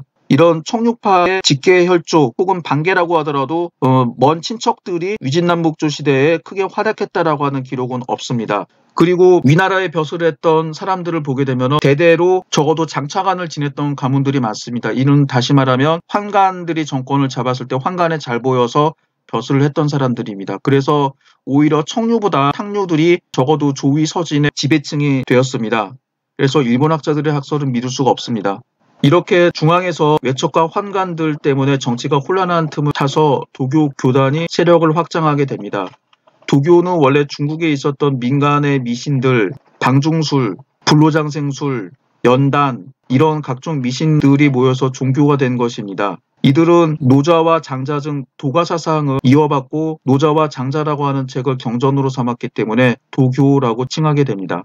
이들 가운데 나중에 황건적의 난을 일으켰던 태평도와 오두미도의 기록을 살펴보도록 하겠습니다. 영제 희평년간, 즉 172년부터 178년 요사스러운 도적들이 들끓었는데 삼보 지역에서는 나교가 주모자였다. 광안연간에도 동쪽으로는 장각이, 한중에서는 장영이 난리를 일으켰다. 나교는 백성들에게 은신술 같은 것을 가르쳤고 장각은 태평도를 믿었으며 장영은 오두미도를 유행시켰다. 태평도에서는 그 지도자가 구절장이라는 지팡이로 주술을 부렸는데 환자에게 머리를 땅에 대고 잘못을 반성하게 한 뒤 신비로운 물을 마시게 하였다. 병이 나으면 자신들의 도를 믿었기 때문이라 하고 혹 낫지 않으면 그 도를 믿지 않은 탓이라고 하였다. 오두미도를 행한 장영의 방법도 장각의 태평도와 거의 같았으나 정시를 만들어 환자들이 잘못을 반성하게 하였다. 환자 집에서 좁쌀 5마리를 내게 하였으므로 그 지도자를 오두미사라고 불렀다. 사실 이러한 방법은 병을 치료하는 데 전혀 도움이 안 되는 요망한 술수였을 뿐이었으나 미련하고 어리석은 사람들이 열렬히 따랐다. 그 뒤 장각은 토벌되고 장영 역시 죽었다. 그러나 장영의 아들 장노가 한중에 있었을 때 그 백성들이 믿고 배워서 술수가 더욱 교묘해졌다. 의사를 만들고 그 안에 먹을 것을 두어 나그네들이 쉴 수 있도록 하였으며 스스로 헤아려 작은 잘못이 있을 경우 100보 가량의 길을 닦으면 죄가 없어진다고 하였다. 또 원령에 따라 봄과 여름에는 살생을 못하게 하고 술도 먹지 못하게 하였다. 떠돌아다니다가 이곳에 온 자들은 감히 따르지 않을 수 없었다. 이 기록을 보게 되면 태평도와 오두미도라고 하는 도교 사제들은 처음에 백성들의 신뢰를 얻는 방법이 병을 치료하는 방법이었죠. 그래서 병을 잘 치료하게 되면서 백성들의 믿음을 얻게 되고 자신들의 종교 교단을 더욱 확대하게 됩니다. 저는 개인적으로 이 가운데에서 오두미도를 믿었던 장형과 장노 이런 사람들이 주목합니다. 오두미도는 이 문장에서 보시는 것처럼 당시 유민들이 상당히 많았는데 사람들한테 먹을 것과 잠잘 곳을 마련해 주었습니다. 잠잘 곳을 의사라고 합니다. 그리고 그 안에다 쇠고기와 쌀 등을 갖다 주어서 마음대로 먹도록 했습니다. 그래서 오두미도는 쉽게 말하면 그 집단 안에서 복지가 상당히 잘 되어 있었습니다. 그러다 보니 많은 사람들이 따를 수밖에 없었죠. 우리나라에 있는 개독 같은 경우는 먹사들이 11조 등 헌금을 걷어서 주로 사적인 곳에 많이 사용하는데 만약에 이들이 교인들의 복지를 위해 사용한다라고 하면은 좀 더 좋을 텐데 말이죠. 도교의 종교급파는 태평도와 오두미도입니다. 태평도는 산동이라고 하는데 주로 황하 중하류 지역을 중심으로 교세를 확장했습니다. 창시자는 장각입니다. 장각은 태평 청령서를 경전으로 삼았습니다. 오두미도는 지금의 사천지방의 중심입니다. 이 지역은 대대로 도교, 나중에는 불교를 독실하게 믿었던 지역입니다. 장릉이 장형을 거쳐서 장로시대까지 계속 이어지게 됩니다. 일설에 의하면 이 오두미도의 교주였던 장로가 조조에게 항복을 한 다음에 황하유역으로도 포교를 했다라고 합니다. 그리고 그 이후에도 계속 교단이 이어지게 되는데 이들의 우두머리를 천사라고 불렀기 때문에 천사교라고 부릅니다. 이 교주는 반드시 장로의 후손일 필요는 없었으나 우두머리가 된 사람들은 장씨로 개명했다라고 합니다. 이들은 모택동이 중국 본토를 점령했던 1949년 대만으로 가서 지금까지도 계속 명맥을 유지하고 있다고 합니다. 오두미도와 태평도 가운데 태평도의 우두머리였던 장각이 기원전 184년 반란을 일으키게 됩니다. 이것을 황건적의 난 혹은 황건의 난, 황건의 봉기라고 합니다. 이 반란은 1년도 안 되어 진압됩니다. 그러나 자녀 세력들이 전국으로 흩어져서 봉기하게 되고 결국은 이게 후한의 분열에 큰 영향을 미치게 됩니다. 황건적의 난은 소설 삼국지에서 잘 묘사가 되어 있죠. 소설 삼국지에서 유비가 관우 장비와 의형제를 맺은 후 출세하게 됐던 사건입니다. 물론 이 황건적의 난은 1차 황건적의 난이 아니라 2차 황건적의 난이었습니다. 4. 후한의 붕괴. 대부분의 개설서에서는 황건적의 난 이후 후한이 붕괴됐다라고 하는데 정치적인 사건을 보게 되면 다소 복잡합니다. 제 개인적인 견해를 말하면 후한이 붕괴됐던 결정적인 이유는 동탁 때문입니다. 영제가 죽고 소제가 즉위했습니다. 이때 영제 황후였던 하씨는 오빠 하진을 대장군에 임명합니다. 이 하진은 다른 외척들과 달리 아직 권력 농단을 하기 전이었는데 반환관파들과 힘을 합쳐서 환관을 제거하려고 했습니다. 그런데 하태우는 오빠를 대장군에 임명했지만 자기가 여전히 수렴청정할 생각이 있었기 때문에 환관들의 도움이 필요했습니다. 그래서 오빠 하진이 환관들을 제거하자고 할 때 머뭇거렸습니다. 이때를 이용해서 장양 등 환관들이 하진을 암살하고 맙니다. 원래 이 상황이 되면은 모든 것이 다 끝나야 되는데 이때 하진에 보였던 원소들이 궁전으로 난입해서 2천여 명이나 되는 환관들을 주살하게 됩니다. 이때 장양과 단규 등 소수의 환관은 어린 황제 변과 진류왕 협 등을 데리고 북쪽으로 도망갔습니다. 이때 장양은 따라갔던 신하들의 압력으로 스스로 황하에 뛰어들어 자살했습니다. 그리고 신하들은 소재를 받들고 황궁했습니다. 바로 이때 원래 서강을 토벌하기 위해서 군대를 이끌고 있다가 하동군에 진주했고 이어 황하를 건너 낙양 근교에 있었던 동탁이 황제 일행을 납치하다시피 해서 낙양으로 돌아왔습니다. 이때 동탁의 군사는 불과 3,000명이었다라고 합니다. 그러나 동탁이 거느렸던 군대가 당시의 최정예 부대였었고 비록 동탁은 여러 차례 서강과의 전투에서 졌지만 전투 경험이 있었기 때문에 이 군사력을 가지고 권력을 장악하게 됩니다. 그 이후 한때 동탁은 정치를 잘했습니다. 그러나 소재 변을 죽이고 진류왕 협을 옹립하게 됩니다. 이 사람이 마지막 황제였던 헌제입니다. 처음에 정치를 잘했던 동탁은 나중에 본성을 드러내서 매간매직을 일삼고 사람들을 잔혹하게 죽였으며 하태우와 소재 변도 죽이게 됩니다. 이런 폭정을 행사하게 되자 동탁의 반감을 가지고 있었던 여러 지방관들이 반란을 일으키게 됩니다. 190년 원소, 원술, 기주목 한복, 예주자사 공주, 연주자사 유대, 진유태수 장막, 광릉태수 장초, 한해태수 왕강, 산양태수 원유, 동군태수 교모 등이 반동탁연합군을 결성했습니다. 전직 관리였던 조조도 이때 반동탁연합군에 참가하게 됩니다. 그러나 이들은 동탁과 싸워서 승리하지 못하고 결국은 싸움은 무승부로 끝나게 됩니다. 동탁은 낙양을 버리고 서쪽에 있는 장안으로 도주하게 되고 반동탁연합군은 장안으로 도망간 동탁을 추격하지 않고 각자 임기로 돌아가게 됩니다. 그리고 서로 치고받고 싸우게 됩니다. 그러면서 장안에 후한 조정이 존재했지만 대부분의 지방관들은 동탁이 장악한 조정의 말을 듣지 않았고 서로 싸우게 됩니다. 이런 지방 세력들을 군웅이라고 합니다. 결국은 여러 군웅들이 싸우다가 조조가 원소를 제거하고 화북지의 왕을 통일하게 됩니다. 사실 황하 유역 지역이 당시에 인구가 가장 많고 문화적으로 뛰어난 지역이었으며 경제적으로도 선진 지역이기 때문에 황하 유역을 장악한, 즉 북방을 장악한 조조가 사실상 통일했다라고 할 수 있습니다. 당시 장강, 지금의 양자강 유역 지역은 지금은 이 지역이 경제적으로 훨씬 더 황하 유역보다 발전한 지역이지만 당시에는 변두리에 불과했던 지역입니다. 이 지역의 하류를 지배했던 손책 송건, 상류를 지배하게 된 세력이 유비입니다. 그래서 이 두 세력이 결국은 자리를 잡게 돼서 위초고 세 나라의 삼국시대로 바뀌게 됩니다.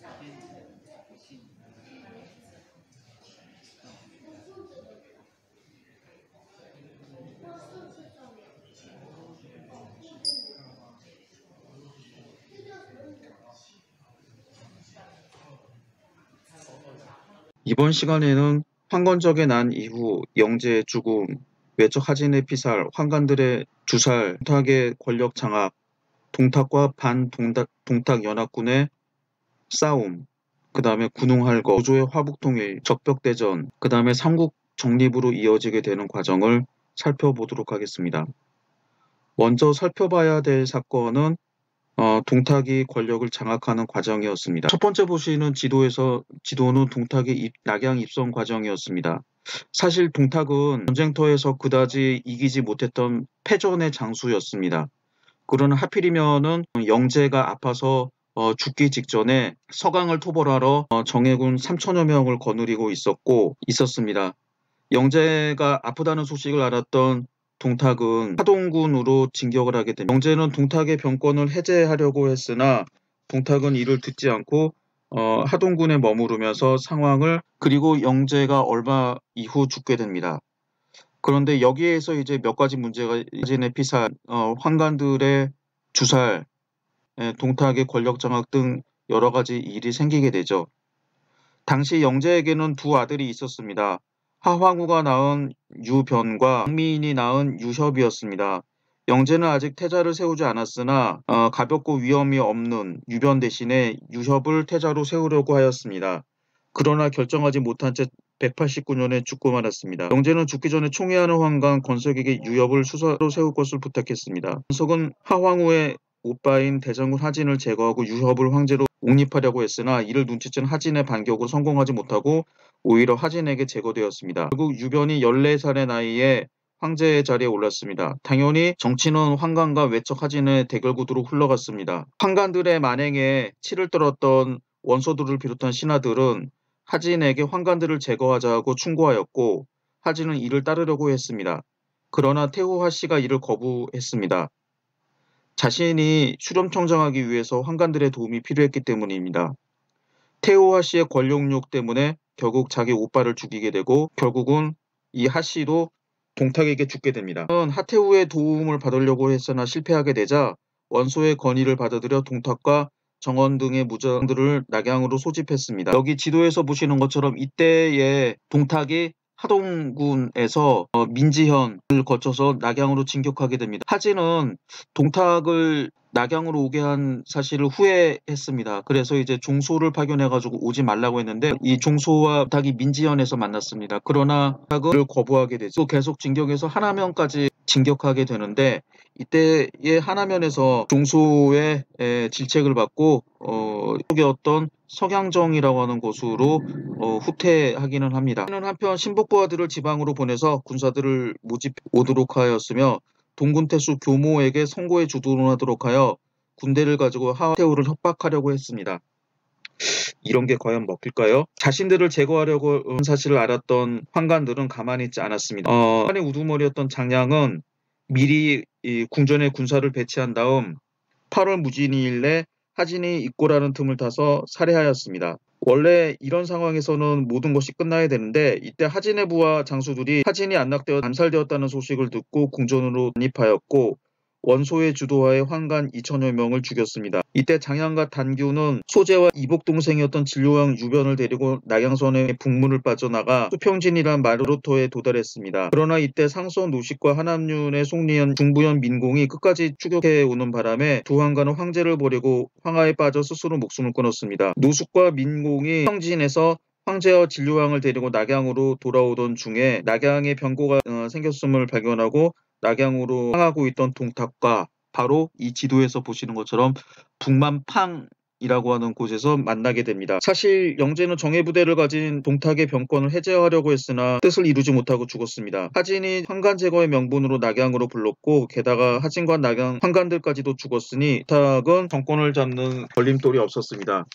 동탁은 겨우 3,000명도 되지 않는 군대로 조정을 장악하였습니다. 그리고 얼마 후 소재 유변을 패한 후 이복 동생인 진료왕 유협을 황제로 세웠습니다. 그리고 스스로 상국이 되었습니다. 상국은 승상과 함께 진나라와 전환시대 재상의 명칭이었습니다. 그러나 후한시대에는 이 두 관직명을 없앴습니다. 위진남북조 시대에는 상국이나 승상에 임명되는 것이 황제로 가기 위한 첫 번째 혹은 두 번째 단계였습니다. 동탁이 찬탈할 야심을 가졌는지는 모르겠으나 후한에 없는 관명을 부활한 것은 주변 사람들에게 이례적이었던 사실이고 찬탈의 야심이 있는 것으로 받아들여졌을 것입니다. 동탁은 주비와 오경의 건의를 받아들여 환관과 한제와 영제의 잘못된 정치를 바로잡고 당고의 화 때 피를 입었던 인물들을 포함한 유명인사들을 대폭 등용하였습니다. 당고의 화는 환관의 모함과 참소로 당시 환관들의 부패와 부패에 항거했던 여러 신하들을 대거 내쫓고 이들에게 평생 동안 관리가 될 수 없도록 금고형에 취한 조치를 뜻합니다. 동탁과 대적하다 도망갔던 원소를 발해태수에 임명하고 상서 한복을 기주목, 시중 유대를 연주자사, 공주를 예주자사, 장막을 진류태수, 장자를 남양태수로 임명하게 됩니다. 동탁은 자기가 군사를 무력으로 권력을 장악을 했기 때문에 그들을 포용하려고 하였고 그래서 인심을 얻으려고 하였습니다.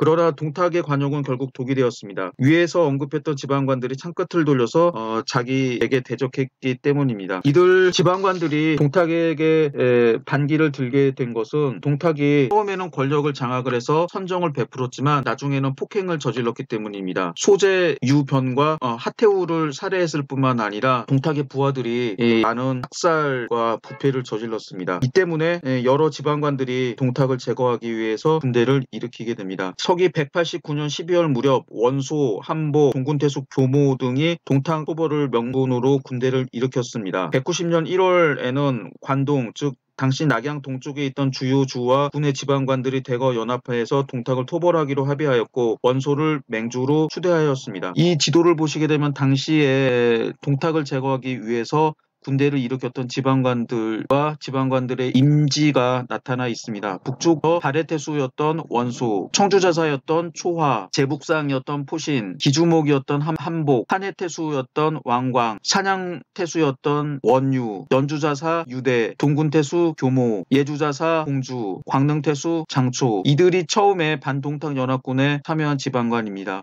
그리고 지방관은 아니었지만 원술이 남양군에 주둔하면서 역시 동탁 제거를 위해 군대를 일으켰습니다. 그리고 마지막으로 장사태수였던 손견이 군대를 이끌고 북상해서 원술과 합류하게 됩니다. 원소는 스스로 거기장군이라고 칭하게 됩니다.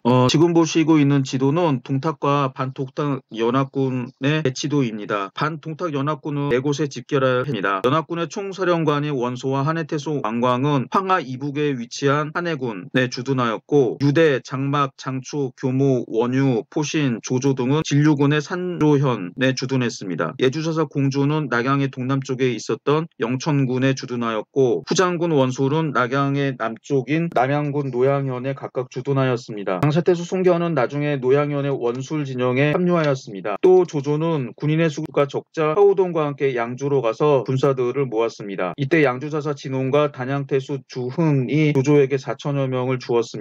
조조는 이 군사들을 이끌고 한해군으로 가서 주둔하였습니다. 그리고 이들에게 군량을 제공하는 임무를 기조목 한복이 맡았습니다. 위의 지도를 보면 낙양의 동북부터 남쪽까지 포진한 반동탁연합군이 유리할 것처럼 보였습니다. 그러나 고양이 목에 방울 다는 벽이었습니다. 누구도 먼저 나가 싸우려고 하지 않았습니다. 상서 정태가 동탁에게 한 말처럼 반동 지역 사람들은 평화가 유지된 지 오래되었기 때문에 백성들이 전쟁과 전술에 익숙하지 않았습니다. 반면 관서 즉 장안을 비롯한 관중과 양주 일대에는 강인들의 반란이 오랫동안 지속했기 때문에 약간의 과정을 덧붙이면 심지어 부녀들까지도 활을 쏘고 싸울 줄 알았다고 합니다. 군사들의 수가 많은 장관들이 토벌에 나섰다고 해도 전쟁 경험이 많은 군대를 거느린 동탁과 싸워서 이기기 어렵다고 판단했을지도 모릅니다. 여기에서 다음으로 이제 살펴볼 지도가 양안과 조의 동탁 토벌 계책입니다. 그때의 다크호스 혹은 캐스팅보드를 쥔 사람들이 있었습니다. 당시 경조윤 으로 장안에 있었던 개훈과 3만의 군대를 이끌고 북풍군에 주둔했던 좌장군 황보숭이었습니다. 개훈은 황보숭과 힘을 합쳐 동탁을 공격하고 모의했습니다. 그런데 때마침 동탁으로부터 의랑이라고 하는 관직에 임명한다는 소식을 들었습니다. 황보숭도 동탁으로부터 성문교위에 임명한다는 명령을 받았습니다. 사실 의랑과 성문교위는 이들의 벼슬이었던 경조윤과 좌장군보다 훨씬 더 낮은 관직이었지만 이 두 사람은 동탁의 위세에 눌렸는지 벼슬 등등되었음에도 불구하고 낙양에 있는 동탁을 찾아가서 무릎을 꿇고 부하가 됩니다. 이때 황보숭의 부하 양연은 동쪽의 원소 등 동탁연합군이 있기 때문에 황보숭이 3만 대군을 이끌고 서쪽으로 동탁을 공격한다면 동탁은 동서에서 동시에 협공을 당해 패망할 것이라고 황보숭의 거사를 촉구하였습니다. 그러나 황보숭은 동탁과 싸우는 것을 포기하고 동탁의 품 안에 안겼습니다. 당시 낙양에 있는 군대가 아무리 정예군대라고 하더라도 동탁의 3천 군대와 기존에 있던 군대를 합쳐도 10,000명도 안 되었을 텐데 황보숭은 너무 겁장이었죠.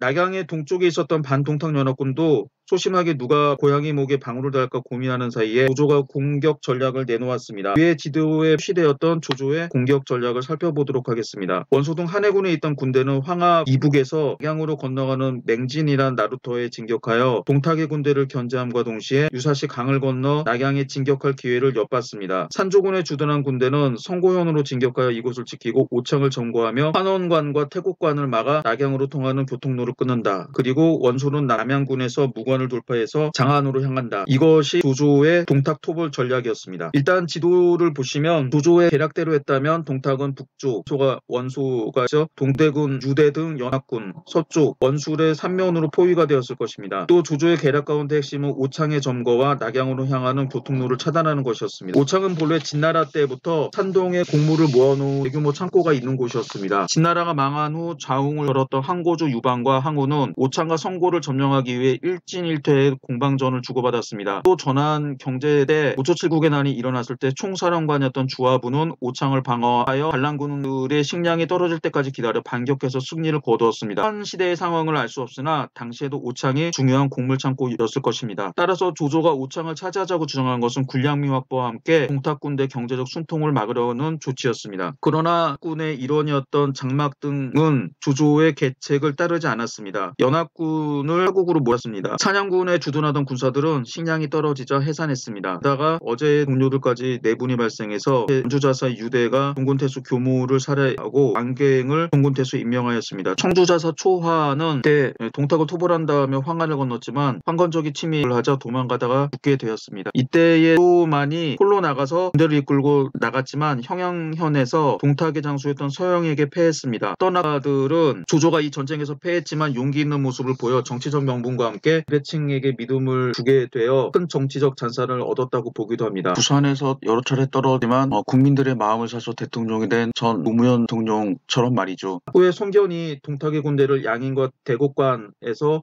물리치고 낙양에 입성했지만 이미 동탁은 수도를 서쪽의 낙양으로 옮기고 낙양을 서로 만들었습니다. 잠시 낙양을 점령한 송교호는 다시 남양군으로 후퇴할 수밖에 없었습니다. 결국 반동탁연합군은 해체되고 각각 뿔뿔이 흩어지게 되었습니다. 그리고 본격적인 군웅할거 시대가 도래했습니다. 지금 보시고 있는 지도는 동탁이 반동탁연합군과 싸우는 전투 지도입니다. 이때 동탁은 반동탁연합군이 자신을 공격하지 않았지만 낙양이 방어에 유리하지 않다라고 생각을 해서 헌재를 협박을 해서 장안으로 옮기게 됩니다. 그래서 수도를 장안으로 옮기게 되고 그 다음에 자기 부하 중랑장 우보를 안의편에, 동중랑장 동어를 난지현에, 중랑장 단회를 화음현에 각각 주둔해서 장안을 지키도록 했습니다. 그리고 서쪽에 보시면은 미오 혹은 만세오라고 부르는 지역이 있습니다. 동탁은 낙양에서 장안으로 천도해 역대 황제들의 능까지 도굴하면서 막대한 재물을 장안으로 옮겼습니다. 그리고 장안 서쪽에 미현에 만세오라고 불리는 오를 세웠습니다. 오는 본래 전란이나 전쟁이 발생했을 때 백성들이 자신들을 지키기 위해 만 방어시설이었습니다. 동탁은 만세오에 30년을 버틸 곡식과 재물을 저장했습니다. 그리고 권력을 잃더라도 만세오에 가서 호화롭게 살다 죽을 것이라고 자부했습니다. 그러나 신임했던 사도 왕륜과 충복이었던 여포에게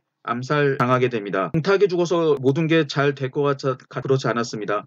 동탁이 죽은 뒤에 동탁에 부하했던 이각과 각사 등이 여포의 군대를 물리치고 다시 권력을 잡았습니다. 그리고 사도 왕류는 탈해되죠. 그러나 자기들끼리 내분이 발생해서 장안 주변은 늘 어수선했습니다. 반중 지역도 혼란스럽기는 마찬가지입니다. 반동탁연합군의 반목으로 어제의 동지가 오늘의 적으로 바뀌었기 때문입니다. 본래 최고의 명문가 출신이라는 배경으로 반동탁연합군의 총사령관이 되었던 원소는 자신을 도왔던 기주목 한복을 협박해서 기주목의 자리를 뺏었습니다. 보시는 지도는 당시에 이제 있던 군웅들과 지방관들의 세력관계, 서로 친한 사이와 적대관계를 표시한 지도입니다. 193년 전후에 군웅들의 갈등은 사촌관계인 원소와 원술의 대입을 중심으로 확대되었습니다. 원소가 맹주가 되고 세력을 얻은 것을 보고 시기한 원술은 원소를 비난하고 공손창과 결탁해서 원소를 남북으로 형하는 구도를 만들었습니다. 이에 원소는 원술의 근거지인 남양군 남쪽에 있던 청주자사 유표와 화친을 맺어 원술을 견제하였습니다. 원술은 동군과 연주에 있었던 조조와 적대관계였고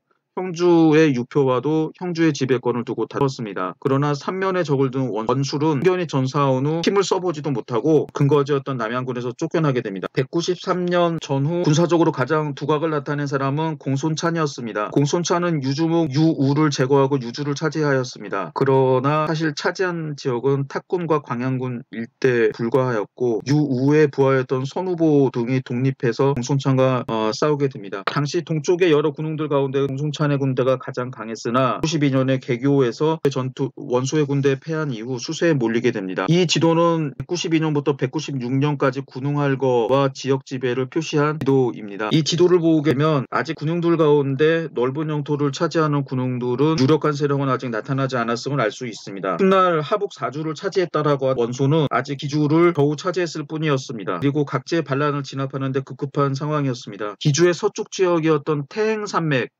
산맥이라고 하는 이 지역에서는 당연을 비롯한 백파적 등등 여러 도적들이 점거하고 있었고, 그래서 원소는 이 기주 전체를 차지하지 못한 그런 상황이었습니다. 화북을 통일한 조조는 동국대수가 되었다가 연주자사 유대가 황건적 잔당들과의 싸움에서 패해 죽자 신의 청구와 도움으로 연주사에 임명되어 연주를 차지했다. 운이 좋았죠. 원술은 조조에게 패해 회수를 건너 회남 지역에 자리 잡았습니다. 서주자사 두겸은 조조에게 잘 보이려고 조조의 아버지 조숭의 피난길을 돕기 위해 군대를 보내 호위하게 하였으나 군인들이 조숭의 재물을 빼앗고 조숭 일가를 죽이고 달아났습니다. 이렇게 운이 나쁠 수가 없죠. 조조는 도겸을 아버지를 죽인 원수라고 매도하며 여러 차례 서주를 공격했습니다. 그때 공손찬의 부하였던 유비가 도겸을 도왔고 도겸의 유언으로 서주를 차지하게 되었습니다. 유비로서는 첫 번째 맞이한 기회였습니다. 또 전체 한세에 영향을 주지 못했지만 변경에서도 여러 세력들이 일어났습니다. 공손탁은 요동군, 송건은 서쪽 변경인 황중, 유언과 장로는 익주와 한중, 유표는 형주를 차지했습니다. 이들 세력은 조조가 원소부자를 격파하여 하북을 점령한 이후에도 여전히 독립을 유지하였습니다. 다음 보시게 되는 지도는 197년부터 199년 사이의 군웅할거 지도입니다. 앞에 있는 지도와 이 지도를 비교해서 보시면 여포가 소주를 지배했고 원소의 지배 지역이 기주에서 병주와 청주로 확대되었음을 확인할 수 있습니다. 또 원술의 부하였던 손책이 독립하여 강강을 건너 강동의 여러 군을 점령하여 자립의 기반을 갖추었습니다. 또 이전에 조조의 지역 기반이었던 연주를 빼앗았다가 다시 조조에게 패해 유비에게 피신한 여포가 유비가 원술과 싸우는 틈을 타서 서주를 점령했습니다. 낙동할 오리아 신세가 된 유비는 예주의 소패에 주둔하면서 여포의 보호를 받는 신세가 되었습니다. 이어서 200년부터 206년까지 상황을 살펴보도록 하겠습니다. 먼저 200년 전후 군웅들의 외교와 각축 상황을 살펴보겠습니다. 이 시대의 전국은 원소와 조조의 대립구도였습니다. 국지적으로 여포, 손책, 조조가 3면에서 원술과 대립하였습니다. 비록 전세 판세에 영향을 주지 않았지만 예주에서는 유장과 장로가 대립을 하고 있었습니다. 사해와 예주의 일부 지역을 차지한 조조는 공손찬을 격파하고 기주, 청주, 예주, 병주, 사주를 지배한 원소와 남북으로 대립하였습니다. 원소는 이전 시기부터 조조의 후방인 형주자사 유표와 동맹관계였고 아직 확고한 근거지를 가지지 못한 조조와도 사이가 좋았습니다. 그리고 이전에 사이가 나빴던 원술이 패망의 상황에 몰리자 원소에게 손을 내밀었습니다. 반면 조조는 원술과 적대적인 관계였습니다. 그러나 200년 이후 여포와 원술이 패망하고 잠깐 서주와 예주의 일부를 차지 유비가 조조에게 패해 유표에게 망명하자 황하 이북과 이남은 원소와 조조의 이파전으로 좁혀졌습니다. 이 시기 관웅들의 지배는 아래 지도에 표시를 했습니다.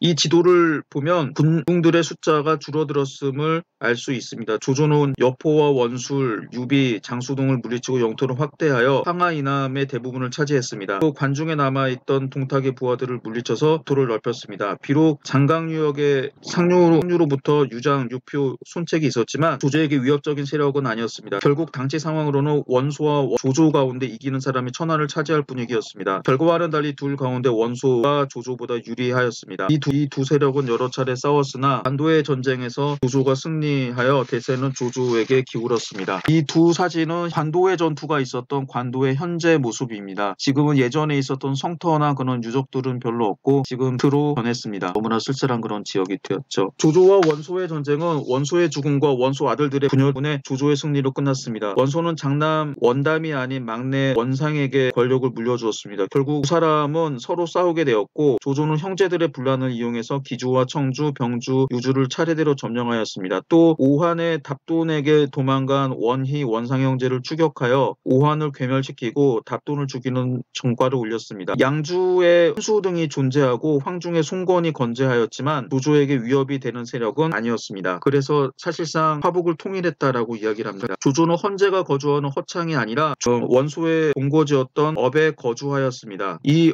업이라고 하는 지역은 기주 아래에 있었던 위군의 소였습니다. 당시에는 당고도가 황제가 된다라고 하는 말이 있었습니다. 당고도라고 하는 말이 무슨 뜻인지 풀이가는 않은데 높은 자리를 차지한 사람이 혹은 높은 곳에 있는 사람이 황제가 된다라고 하는 뜻이었습니다. 그런데 이 위군의 위자가 바로 높을 위자입니다. 그래서 조조뿐만 아니라 당시 사람들은 군의 중심지였던 업에 거주하는 사람이 결국 천하를 차지하겠다라고 생각을 하게 됩니다. 그리고 조조의 대를 뒤를 이었던 부비가 국호를 위라고 자칭하게 되었던 것도 바로 이 강고도가 황제가 된다라고 하는 미신 때문이었습니다. 사실상 두 개 정부가 공존한 셈이었습니다. 조조는 화북을 통일한 홍주의 유표와 양주의 송건을 멸망시켜 천하를 통일하기 위해 군대를 일으켰습니다. 물론 출발지도 업성이었습니다. 이 지도는 벽대전 당시의 지도입니다. 조조의 군대가 형주로 진격했을 때 유표는 사망하고 둘째 아들 유종의 뒤를 이었습니다. 유종은 싸워보지도 않고 조조에게 형주를 내주었습니다. 이때 유표는 형주의 북쪽 신하현 일대에 주둔했다가 조조의 군대에 패해 남쪽으로 도망갔습니다. 유표의 첫째 아들 강하태수 유기의 도움으로 한숨을 돌린 유비는 손권과 힘을 합쳐 조조에 대항하였습니다. 조조의 군대와 손권, 유비 연합군은 적벽에서 마주쳤습니다. 적벽대전으로 알려진 유명한 전투에서 손권과 유비의 연합군이 승리함으로써 유비는 기상생했을 뿐만 아니라 형주를 손에 넣고 자립할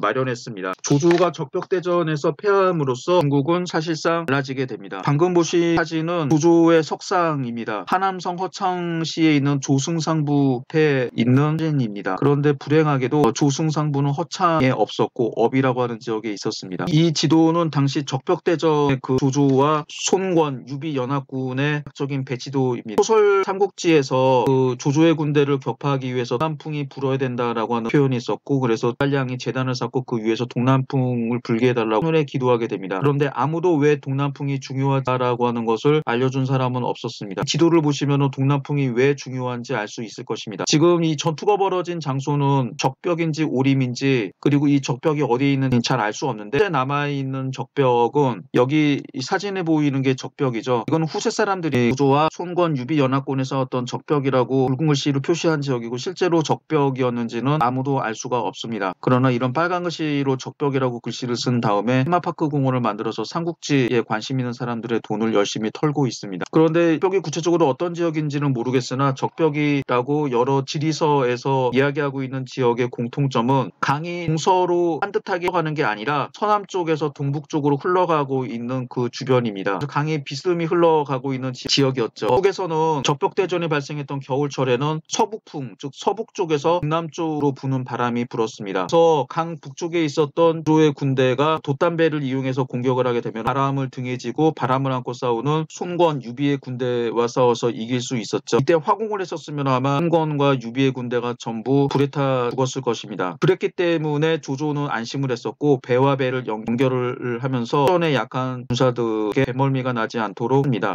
겨울에 거의 불지 않는 동남풍이 불게 되면서 이를 동남풍을 이용한 홍소련관 주유가 한계를 앞세워서 조조의 군대를 화공으로 공격을 하게 되면서 주유는 승리를 거두게 됩니다. 그래서 이 전투 이후에 결국은 이제 천하는 셋으로 갈라지게 됩니다. 처음에 유비는 형주의 남쪽을 기반으로 삼았다가 나중에 이제 익주를 차지하게 되고, 그래서 원래 화북을 통일한 조조와 강동에 있었던 손권과 아울러서 중국을 셋으로 나누어 차지하게 됩니다. 조조의 뒤를 이은 조비는 221년에 제일 먼저 황제 자리에 올랐습니다. 한편 유비는 형주를 기반으로 서쪽의 익주를 점령하였고 조조와 함께 한중에 지배권을 두고 전쟁을 벌였습니다. 매번 조조에게 패해 서주와 예주, 형주를 떠돌던 철양 떠돌이 신세에서 이계주를 지배하게 되어 인생 역전에 성공했습니다. 그러나 호서다마라고 할까요? 가장 잘 나가던 시기에 분노가 북벌하다가 빈틈을 노린 손권의 장군 여몽의 기습으로 형주를 빼앗기게 됩니다. 그리고 관우는 생포되어 죽었습니다. 여기서 제 개인적인 주장이 강한, 사실 유비가 한중을 공격을 해서 조조의 군대와 싸워서 승리하게 되는데, 이때에 사실 유비뿐만 아니라 관우가 동시에 북쪽으로 출격을 하게 됩니다. 그러나 유비는 한중군만 점령하고 후퇴를 했기 때문에 혼자 진격을 하고 있었던 관중이 결국은 이제 뒤에서 뒤통수를 맞게 되면서